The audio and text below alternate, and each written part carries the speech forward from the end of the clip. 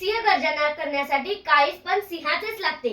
सिंह गर्जना करण्यासाठी काळीज पण सिंहाचेच लागते. म्हणून तर माझी मान सदैव टिळकांसमोर झुकते. म्हणून तर माझी मान सदैव टिळकांसमोर झुकते.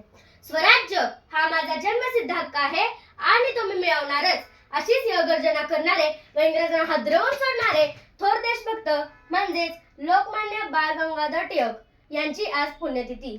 यांच्या पुण्यतिथी निमित्त मी कुमारी अन्वी चिते इयत्ता 6वी आज तुम्हाला टिळकांविषयी काही माहिती सांगणार आहे. ती तुम्ही शांतपणे ऐकून घ्यावी अशी माझी नम्र विनंती. टिळकांचा जन्म 23 जुलै 1856 रोजी रत्नागिरी जिल्ह्यातील चिखलगाव येथे झाला. त्यांचे पूर्ण नाव बाळ गंगाधर टिळक असे होते. त्यांचे मूळ नाव केशव असे होते, पण लोक त्यांना बाळ म्हणत, म्हणून त्यांचे पुढे नाव बाळच राहिले.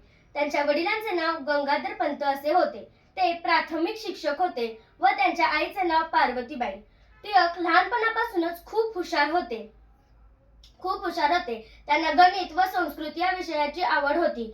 पुढे जाऊन टिळकांनी गणित या विषयामध्ये पदवी मिळवली व वकिलीचे शिक्षण पूर्ण केले. लोकांच्या मनात स्वातंत्र्याविषयीची जागृती निर्माण व्हावी म्हणून त्यांनी केसरी व मराठा ही 2 वर्तमानपत्रे सुरू केली. शेतकऱ्यांना एकत्र येण्याचे आवाहन केले. लोक एकत्र यावेत म्हणून शिवजयंती व गणेशोत्सव हे 2 सण सुरू केले. इंग्रजांविरोधात आवाज उठवताना त्यांना अनेकदा तुरुंगातही जावे लागले. त्यांनी मंडालेच्या तुरुंगात गीता रहस्य नावाचा ग्रंथ लिहिला. अशा या क्रांतीसूर्याचे निधन 1 ऑगस्ट 1920 रोजी झाले. भारताला स्वातंत्र्याचा मार्ग दाखवणारा दीपस्तंभ मावळला. शेवटी मला त्यांच्यासाठी एवढेच म्हणावेसे वाटते, नेतृत्व ते जहाल ते लोकमान्य होते. नेतृत्व ते जहाल ते लोकमान्य होते. समृद्ध लेखणीची जळती मशाल